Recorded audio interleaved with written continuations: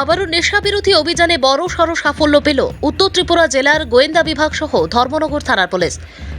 ঘটনার বিবরণী প্রকাশ। উত্তর জেলার পুলিশ সুপারের সাদা পোশাকে স্পেশাল টিমের কাছে গোপন সূত্রে খবর আসে যে ধর্মনগর মহকুমার ভাগ্যপুর গ্রাম পঞ্চায়েতের ৫ নং ওয়ার্ডের বাসিন্দা বাবুল মিয়ার ছেলে হেলাল উদ্দিন TR02C 7383 পালসার বাইকে করে হেলাল উদ্দিন ব্রাউন সুগার নিয়ে যাচ্ছে। সেই খবরের ভিত্তিতে উত্তর জেলার পুলিশ সুপার ভানুপদ চক্রবর্তী সাদা পোশাকের স্পেশাল দল সংশ্লিষ্ট এলাকায় ওত পেতে বসে থাকে।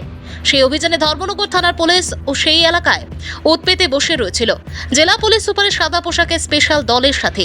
আজ সন্ধ্যা রাতে হেলাল উদ্দিন সহ বাইকটিকে আটক করে ধর্মনগর থানার পুলিশ এবং তার কাছে তল্লাশি চালিয়ে বাইকের সিটের নিচ থেকে সাবানের 2 কেস ব্রাউন সুগার উদ্ধার হয়। পুলিশ জানিয়েছে হেলাল উদ্দিনের বিরুদ্ধে NDPS ধারায় মামলা নিয়ে তদন্ত শুরু করেছে। এদিকে জানা যায় হেলাল উদ্দিন নাকি দীর্ঘদিন ধরে ভাগ্যপুর 5 নং ওয়ার্ড সহ আশপাশ এলাকায় নেশাদ্রব্য ব্রাউন সুগারের রমরমা ব্যবসা চালিয়ে আসছিল।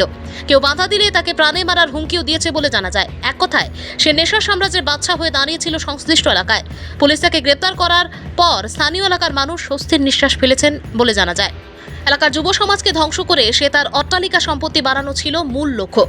পাশাপাশি লোকমুখে জানা যায় যে সে নাকি সবসময় বলে বেড়াতো যে তাকে ধরার মতন এমন কোনো পুলিশ এখনো জন্মায়নি। বিখ্যাত মারণবেধী যুব সমাজ ধ্বংসকারী নেশাদ্রব্য ব্যবসায়ী হেলাল উদ্দিনকে এবার হেলাল উদ্দিনকে গ্রেপ্তার করে জেলা পুলিশ ভানুপদ চক্রবর্তী নজির সৃষ্টি করেছেন ধর্মনগর সহ ভাগ্যপুর গ্রামের মানুষ, জেলা পুলিশ সুপার সহ জেলা পুলিশ সুপারের সাদা পোশাকের স্পেশাল দল এবং ধর্মনগর থানাকে সাধুবাদ জানাচ্ছেন সাধারণ ধর্মনগরবাসীরা।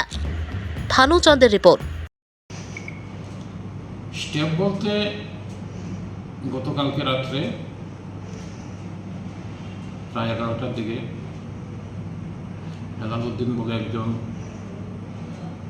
ড্রাগ কারবারিকে গোয়েন্দা দপ্তর উত্তর ত্রিপুরা এবং ধর্মনগর থানার পুলিশ যৌথ অভিযানে আটক করে। তার কাছ থেকে 22 গ্রাম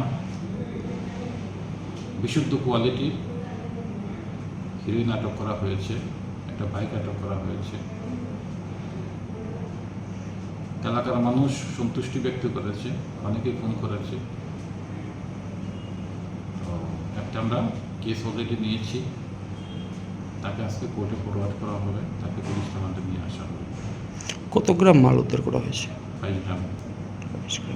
এটার মূল্য কত হতে পারে, কালোবাজারি মূল্য? আসলে এটা পিউরিটির উপর নির্ভর করে। এটা তো খুব ভালো মাল, কারণ আমরা পিউরিটি আমরা টেস্ট করেছি, আমাদের কাছে যে টেস্টিং কিট আছে। তো রেটটা 1 কোটি থেকে 10 কোটি টাকার মধ্যে পড়ে 1 কেজির দাম, যেখানে 22 গ্রাম ধরা পড়েছে।